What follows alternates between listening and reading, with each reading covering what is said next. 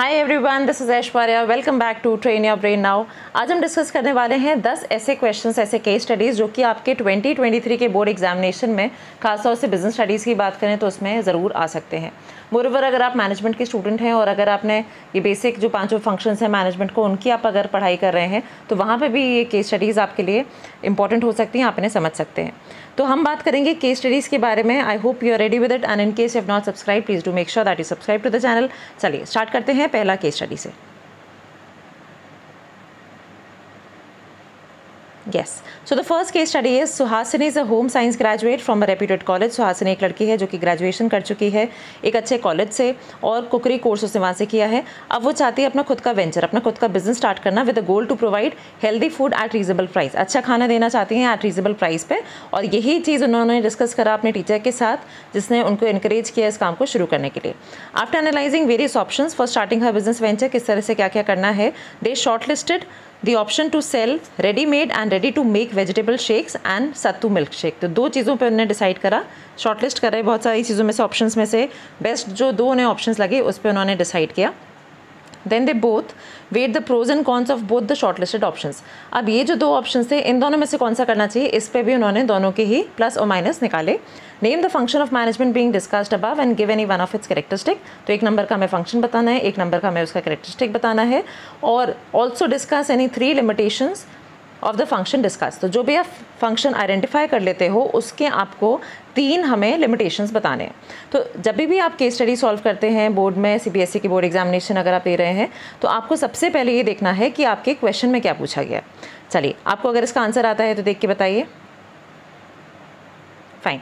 So the answer here is planning के हमें features बताने हैं और प्लानिंग के ही हमें यहाँ पे लिमिटेशंस बताने हैं। अब वाई प्लानिंग, देखो आप क्वेश्चन में देखो, उसने ये बताया था कि वो एक करियर में आगे बढ़ना चाह रही है कुकरी के, और उसने फिर ऑप्शन देखे, 2 चीज़ें शॉर्टलिस्ट करी, उन 2 में से उसने डिसाइड किया कि हम ये करेंगे, उनके प्रोज एंड कॉन्स निकाल रहे हैं। तो basically what she is doing is she is following the planning process. If you remember, planning process में यही है कि आप ऑप्शंस निकालते हो, ऑल्टरनेटिव्स निकालते हो, फिर आप चूज़ करते हो बेस्ट ऑल्टरनेटिव कौन सा है। इनफैक्ट उससे पहले, चूज़ करने से पहले ही आप उसे एवेलुएट करते हो, then you take it out, then you actually implement that whatever alternative you have decided and then you follow it। तो इस तरह से फॉलो अप भी हम करते हैं। तो पूरा प्लानिंग जो है वो यहाँ पे डिस्कस हो रहा है, देयरफॉर प्लानिंग के हम फीचर यहाँ पे लेंगे और प्लानिंग का लिमिटेशन जो है कोई भी 3 आप इसमें बता सकते हो। और चीज़ जो मुझे यहाँ पे इंपॉर्टेंट लगती है बतानी, दैट इज़ कि जब भी आप किसी केस स्टडी को सॉल्व करते हो, इट्स वेरी इंपॉर्टेंट कि आप उसकी जो हेडिंग्स हैं उनको एज इट इज़ लर्न करने की कोशिश करिए। अगर आप थोड़ा सा भी इधर से उधर आंसर लिख देते हैं तो उसमें there are chances that you miss out some of your marks. Okay, coming to the second case, the quality of production is not as per standard. On investigation, it was observed that most of the workers were not fully aware of the proper functions of the machinery. What could be the way to improve the accuracy? State 4 importance of the identified concept to the employees. So I'm giving you time to identify the answer. Plus I also explain you the question in the mean time. अगर आपको answer आ जाता है तो आप उसे अपना सोच सकते हैं कि सही आंसर है कि नहीं, आप उसे आगे आंसर में देख सकते हैं। अगेन पहले केस से हमें देखना है कि क्वेश्चन में क्या पूछा है। क्वेश्चन पूछा गया कोई चीज़ जिससे एक्यूरेसी इंप्रूव हो जाती है, और 4 हमें उसकी इंपॉर्टेंस बताने। तो what we are saying is कि जो क्वालिटी ऑफ प्रोडक्शन था वो सही नहीं चल रहा था, वर्कर्स प्रॉपर्ली अवेयर नहीं थे किस तरह से उन्हें काम करना है। तो वर्कर किस चीज़ से अवेयर नहीं थे, that was basically training was missing. तो यहाँ पे हमें ट्रेनिंग बतानी है। मोरओवर ट्रेनिंग बताने के बाद we also have to tell benefits of training to the employee. उसमें लिखा हुआ है खास तौर से कि उससे एम्प्लॉय को क्या बेनिफिट होगा। तो अगर आप देखो ये स्टाफिंग चैप्टर के अंदर आ जाता है, बेनिफिट्स टू ट्रेनिंग, उसको हम यहाँ पे एक्सप्लेन करेंगे। जैसे कि आप इसमें पहला देख सकते हो, इसमें हम हेडिंग बना लेंगे बेटर करियर। तो अगर हेडिंग नहीं दी है तो आपको खुद से हेडिंग बनानी है या आपको अंडरलाइन करना है। तो इंप्रूव्ड स्किल एंड नॉलेज की जगह आपको लिखना है better career, and then you can explain it improved skill and knowledge. Number 2 उसमें आगे increase performance. Okay, then you can identify they can be satisfaction morale and easy to handle machines. Again जब भी कोई question state का होता है तो आपको उसे एटलीस्ट 1 लाइन एक्सप्लेन करना है। You can't just write the heading and leave it out. तो कोई भी स्टेट का क्वेश्चन है तो 1 line, otherwise any explanation that should be at least 3 sentences for explaining 1 heading. Okay, coming to the third case, Himesh is working as a supervisor in a company. Due to his hard work, he is promoted to the post of production manager. एक person Himesh है जो कि supervisor थे, अच्छा काम किया, production manager बन गए। और अब क्या हुआ है कि जो पोस्ट है जो सुपरवाइज़र की पोस्ट है वो वेकेंट हो गई। Now they are asking you, और ये भी बता रहे हैं कि भाई इस पोस्ट को हम इंटरनली नहीं भर पा रहे हैं क्योंकि इंटरनली हमारे पास लोग नहीं हैं, तो इंटरनल प्रमोशन नहीं कर सकते, तो क्या तरीका किया जाए। आपको पता ही है 2 तरीके हो सकते हैं, one is internal, the other one is external. तो उन्होंने ऑलरेडी पूछ लिया है। अगेन देखिए क्वेश्चन में लिखा है state any 3, that means we have to give again one liner. We can't just write the heading कि ये बेनिफिट होगा, हमें उसका एटलीस्ट वन लाइनर एक्सप्लेनेशन देना है। So if you know the answer you can again right, और you can think, और you can mention in the comment box. Yes, the correct answers are qualified personnel, wider choice, fresh talent, competitive spirit। इन चारों को ही आपको at least one line में explain करना होगा। जैसे कि क्वालिफाइड पर्सोनल मिल जाएगा अगर आपने एक्सटर्नल मेथड को यूज़ किया है, तो आपके पास बेटर ऑप्शंस आ जाते हैं, आप प्रॉपर सिलेक्शन टेस्ट के थ्रू उन्हें ले सकते हैं। वाइडर चॉइस है, बहुत सारे ऑप्शंस आ जाते हैं, नए आइडियाज़ आएंगे, फ्रेश टैलेंट आएगा, एंड कंपटीशन, जो इंटरनल आपके लोग काम कर रहे हैं उनको कंपटीशन मिलता है जब किसी आउटसाइडर को आप ऑर्गेनाइजेशन में लेके आते हैं। तो ये 4 इसमें बेनिफिट्स हो जाते हैं एक्सटर्नल सोर्स ऑफ रिक्रूटमेंट के। That is what I am telling you कि जब भी आप कोई चीज़ एक्सप्लेन कर रहे हो और उसमें स्टेट करना है तो you have to write the heading as well as one line explanation आपको ज़रूर करना चाहिए अगर कोई स्टेट का क्वेश्चन है। चलिए एक और केस देखते हैं। क्वेश्चन नंबर 4 है, बहुत ही अच्छा केस है। इसमें हमें टाइप्स ऑफ प्लान्स बताने हैं। देख सकते हैं आप लास्ट लाइन में लिखा भी है quoting the lines from it. हमें कोट करना है, identify any 3 types of plan that are highlighted in the above case. That means हमें टाइप्स ऑफ प्लान बताने हैं। मैं आपको हमेशा यही बताती हूँ कि पहले आपको केस स्टडी की लास्ट की लाइंस पढ़नी है। उससे क्या होता है कि आपको थोड़ा सा आइडिया लग जाता है भाई क्वेश्चन में क्या करना है। Most of the case studies do mention कि आपको क्या करना है, अदरवाइज नॉट, तो फिर तो आपको नेचुरली केस पढ़ना ही पड़ेगा। So in the Chak the movie, Shah Rukh Khan becomes the coach of the girls hockey team. He knows that he has to prepare the girls for the international hockey match and brings the World Cup after winning.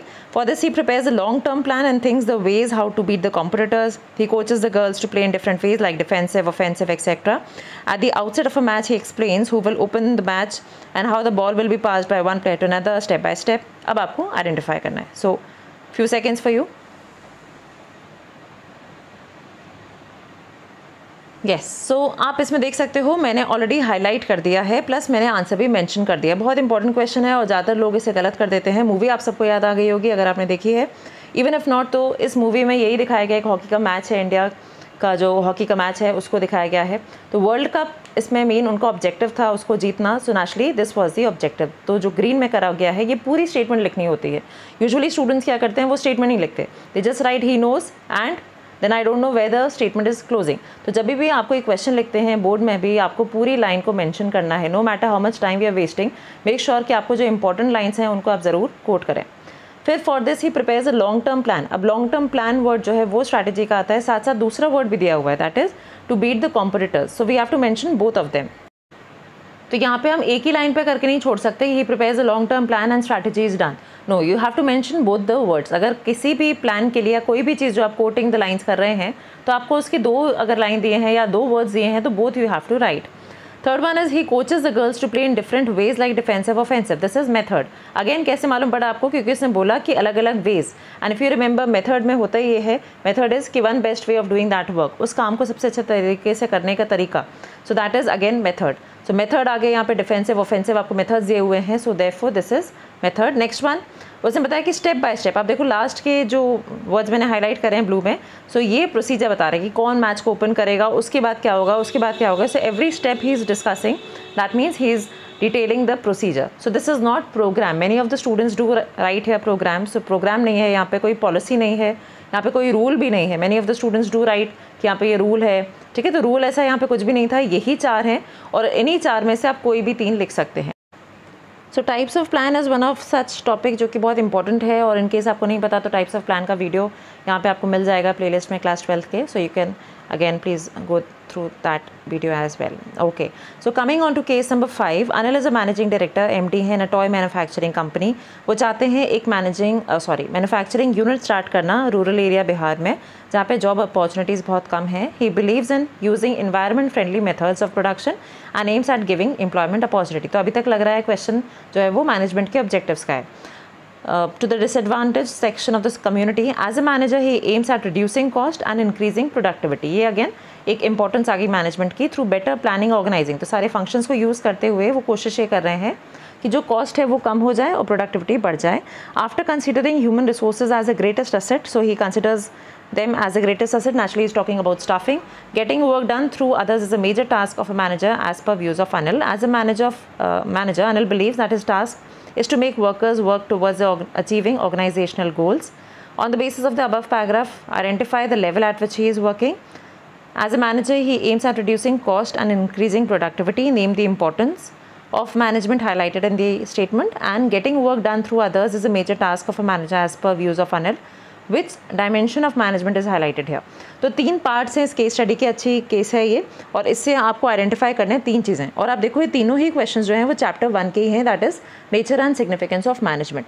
This can also be possible कि आपको multi disciplinary question मिले, which means कि आपको एक ही case study के अंदर 2 chapters के questions मिल सकते हैं, जो यूजुअली फर्स्ट और सेकेंड चैप्टर क्लब होता है, थर्ड और फोर्थ होता है, इस तरह से क्वेश्चंस को आपको क्लब करके दिए जाते हैं। तो यहाँ पे पूछा जा रहा है लेवल ऑफ मैनेजमेंट। तो अगर आप क्वेश्चन पे ध्यान दें तो इसमें क्वेश्चन में बोला ही गया था पहले ही कि वो जो है वो एमडी है, so naturally he is working at the top level. फिर सेकंड आपको इंपॉर्टेंस पूछा गया, that is increasing efficiency.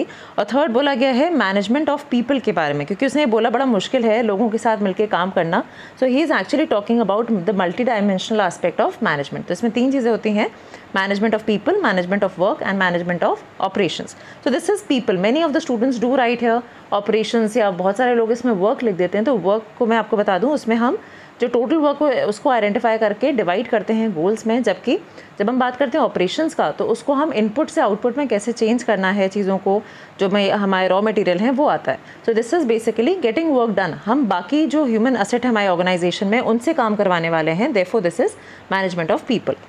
Okay, coming to the case 6, identify the principle of management that suggests setting up of separate departments for finance, marketing, production within an organization.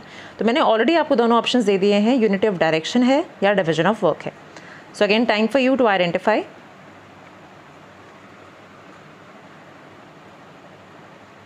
देखिए बहुत से लोगों को इसमें लग सकता है भाई यूनिटी ऑफ डायरेक्शन है बिकॉज अलग अलग डिपार्टमेंट्स बने हुए हैं, उसमें हम यहाँ पे यूनिटी ऑफ डायरेक्शन की बात करें, but no, this is division of work. Okay, why division of work? Because हम कह रहे हैं कि अलग अलग डिपार्टमेंट्स बनाए गए हैं, और यही चीज़ अगर आप एनसीईआरटी की बुक देखेंगे तो उसमें ये पूरी स्टेटमेंट दी हुई है जो मैं यहाँ पे कोट कर रही हूँ। In business work can be perform more efficiently if it is divided into specialised task, each perform by a specialist और train employee. This result in efficient and effective output. Thus, in a company we have separate departments of finance, marketing, production, human resource development.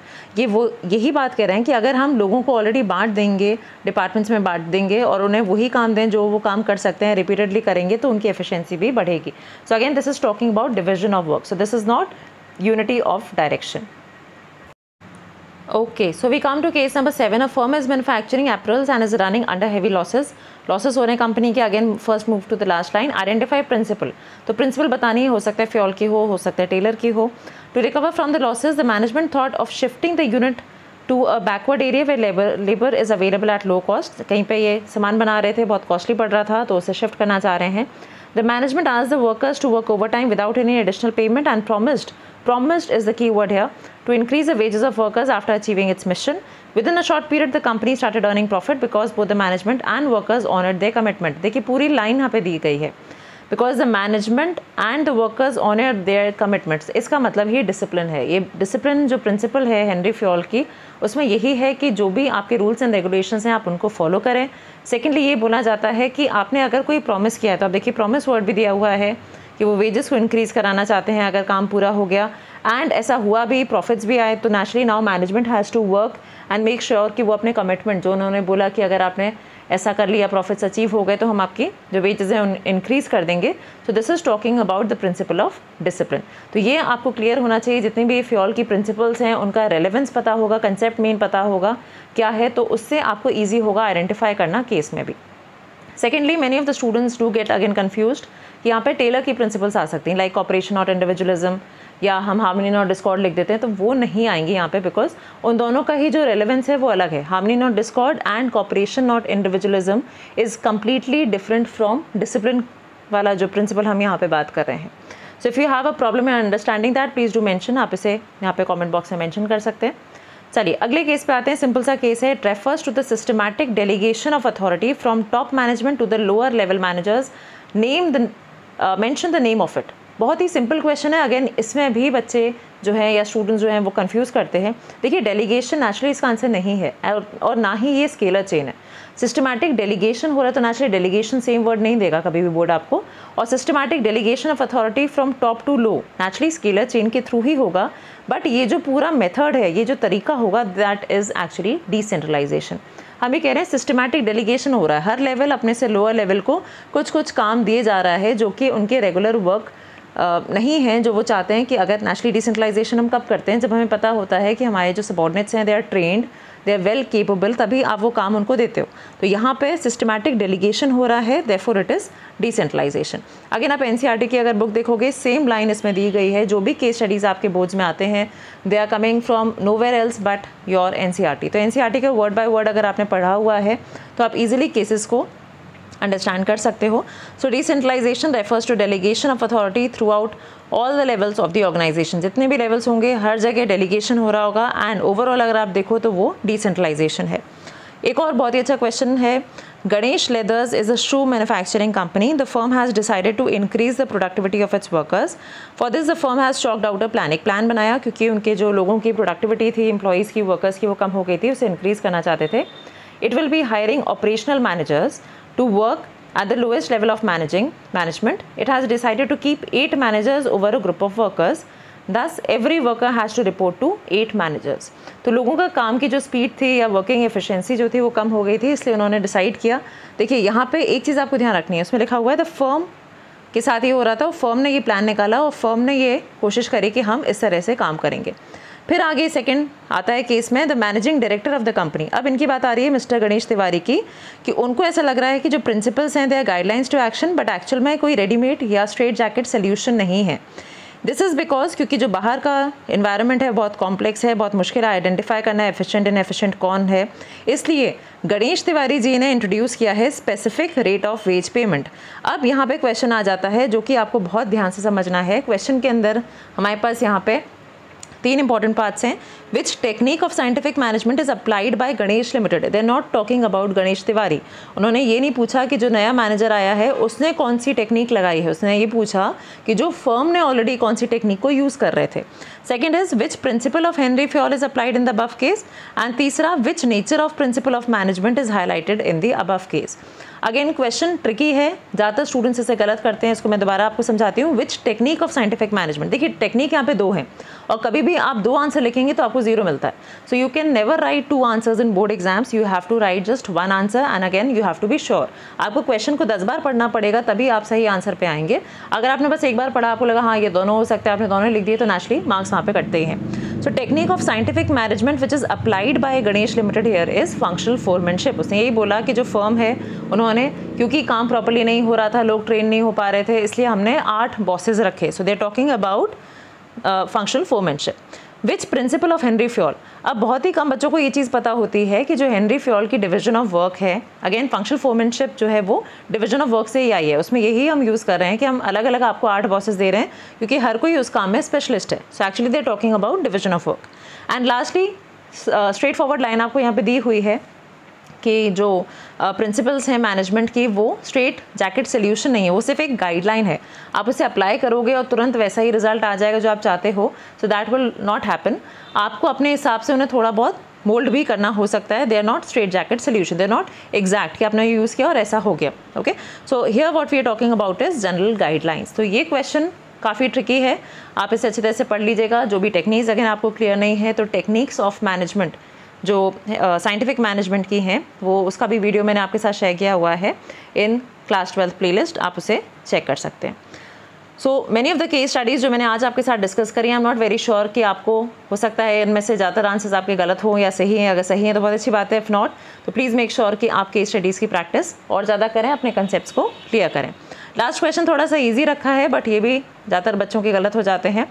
The post of supervisors should be abolished in the hierarchy of managers. Now we need to have students who know English very well. See, abolished क्या होता है, hierarchy क्या होता है, यही हमें नहीं पता। अगर abolished का मतलब होता है हटा देना, and hierarchy naturally superior subordinate का जो relation है पूरा जो hierarchy management की है। तो हम इस क्वेश्चन में ये कह रहे हैं कि क्या supervisors को हमें हटा ही देना चाहिए, yes or no।